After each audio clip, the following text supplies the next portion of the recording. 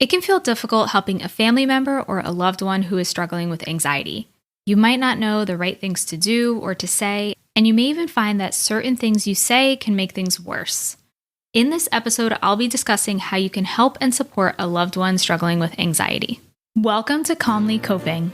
I'm your host, Tati Garcia. I'm a licensed therapist and a high-functioning anxiety coach. Calmly Coping is the podcast for people who struggle with anxiety and high-functioning anxiety. Each Wednesday, you'll hear informative episodes with actionable tips about decreasing anxiety, adopting a healthy mindset, and managing your time and energy so you can live a calm and balanced life. Let's get started. This is episode number 50, How to Support a Loved One Struggling with Anxiety. Welcome back, and welcome if you are a first-time listener. Thank you so much for tuning in. In honor of Mental Health Awareness Month, I wanted to create an episode bringing awareness to the importance of having support when you're struggling with anxiety, and the best way to provide that support when you have a family member, friend, or a significant other who struggles with anxiety. I know I have some listeners and followers who have sought out my podcast and resources because they want to learn more about how to help their loved one, and I think that's amazing. And if you've never struggled with anxiety yourself, it can be hard to understand what it feels like. It can also feel frustrating if you can recognize that your loved one's thoughts are not accurate or realistic, yet they're convinced that they are. Anxiety can look like many different things, but often includes changes in thinking, such as worrying about the future, something going wrong, or anticipating the worst case scenario. It can also include physical symptoms, such as panic attacks, numbness, increased heart rate, and muscle tension.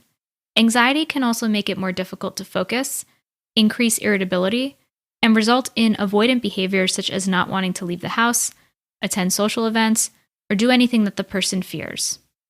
So how can you support a loved one who is struggling with anxiety?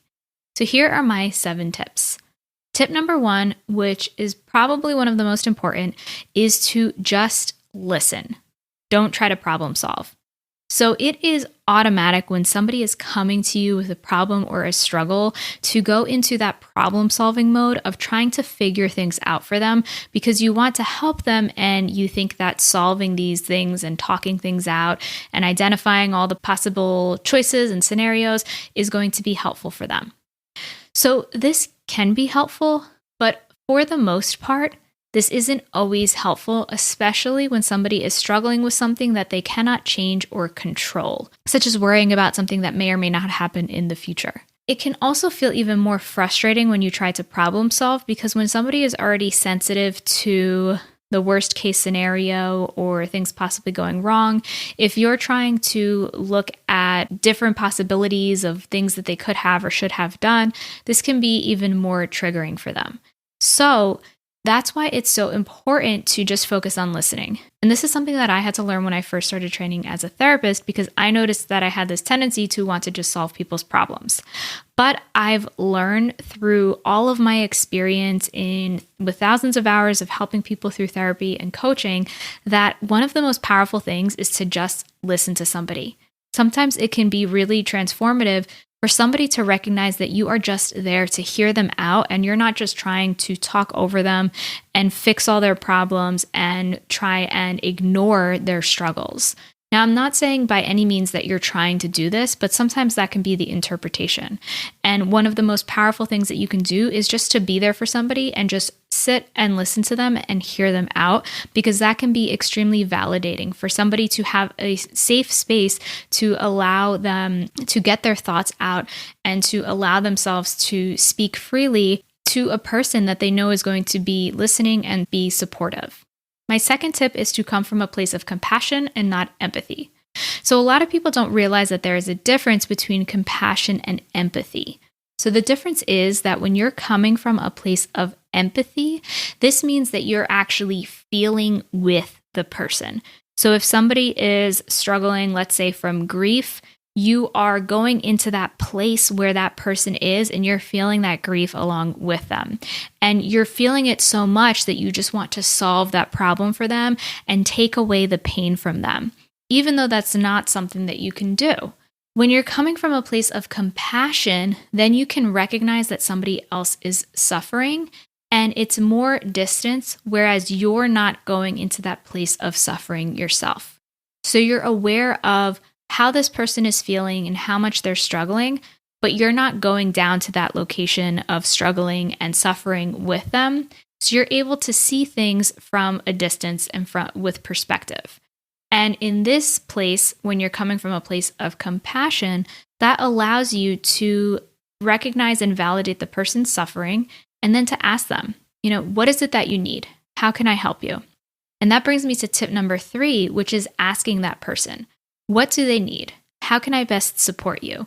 Because oftentimes we make assumptions about what would be the best for another person in different scenarios when they're struggling. Maybe you might do things that you find helpful for another person, but the obvious thing that for some reason tends to escape people's minds is actually asking that person, what is it that I can do to help you and how can I support you? And maybe that might be, just sit here with me and listen. Or maybe it's, when I'm feeling this way, tell me something that's going to distract me, or do something that is going to help me to feel better. Tell me a funny joke, or take me out for a walk. Just asking the person and putting that out there can be really helpful as well. As simple as it seems, it's often overlooked. If you're a high achiever who struggles with putting way too much pressure on yourself, you have difficulty disconnecting, and you feel like you can never fully relax, then you'll want to enroll in my free 3-day course, How to Calm Your Mind So You Can Finally Relax. In this free course, I walk you through getting to the root of what's preventing you from fully relaxing, learning my Relax framework to help you identify the best ways to relax and recharge, and how you can relax intentionally so that you set yourself up for long-term success. You can enroll in this free course by going to calmlycoping.com/relax or by clicking on the link in the show notes. Tip number 4 is to recognize your own emotions and to reflect upon how this other person may emotionally trigger you. So let's say if the person is worrying and thinking of the worst case scenario, let's say if it's about like a medical diagnosis, and you notice that this is really triggering for you and it's really frustrating for you to hear this because it's hard for you to talk to the person and to get them to listen when they're in this place. So notice that this is emotionally triggering for you, and take space if this is going to be helpful. Because oftentimes when you're triggered emotionally, then that's going to result in more conflict and more tension in the relationship and isn't always going to help things. In this situation, it can be helpful to take space to regroup, check in with yourself, practice self-care, do what you need to take care of yourself, and then return to talking to this person if applicable, and during a time when you feel like you're more calm and better able to address them and not from a place of frustration. Of course, everybody's human, and there may be moments where you feel triggered and where you react, and that's okay. Just be compassionate with yourself, be kind to yourself, and then, try and learn from that situation and think of how you can do things differently the next time. Tip 5 is to not fall into the trap of constantly providing reassurance. So this one's important and specific to anxiety. The thing with anxiety is that sometimes people can fall into the trap of trying to seek out reassurance from their loved ones. So they might ask like, you don't think anything bad's going to happen, do you? Or do you think everything's going to be okay? Or is this something that I have to worry about? Or is this something that I should worry about? And these might seem like innocent statements, but if this becomes a pattern where you are constantly reassuring a family member, a loved one, a partner, then this can actually reinforce their anxiety because they are looking to you for that external validation to decrease their anxiety, as opposed to learning the tools to cope with it on their own. So essentially, you're becoming an external form of soothing for them and an external form of decreasing their anxiety. And this is going to turn into, in the worst case scenario, a relationship of codependence, and where they're relying upon you in order to regulate their emotions and regulate their anxiety. So if you notice that this has become a pattern, then it's important to, little by little, try to redirect the person and say, I know you feel really uncomfortable right now, and I know that it's important for you to seek out my reassurance. However, I think it's important for you to learn ways to manage your anxiety on your own so that you're able to do it when I'm not around. And this can be one way of redirecting that person in that situation. Tip number 6 is really simple, and it's just to ask the person how they're feeling. So this is something that is often overlooked as well. And you may not think of asking, how are you feeling? What emotions are coming up for you? But this can be really helpful to reframe somebody from a place of overthinking and worrying about things and to connect them back to their emotions. And the act of solely verbalizing or expressing an emotion can be really powerful to help them to recognize and validate how they're feeling in the moment. And tip number 7 is to engage in positive activities together. So this can be really helpful because any form of socializing or doing things that are positive, that you enjoy, that puts you in a state of mind where you're focused on the moment, on the activity, this can be really helpful for anxiety and for any difficult emotions that you're struggling with or that your loved one is struggling with. So this can look like taking time and scheduling out time regularly to go on a date, go for a walk, go out to the park, play a game together, do whatever it is, and creating that time to engage in positive activities as a way of being fully immersed in the moment and spending that time together in a positive way. So I want you to try just one of these tips with your loved one within the next week and see if you notice a difference. Remember that you cannot change other people and what they do. You can only change yourself, and other people may change as a result. So I'd love to know how this helps. If you found this podcast episode informative, then please leave me a review on iTunes letting me know your thoughts.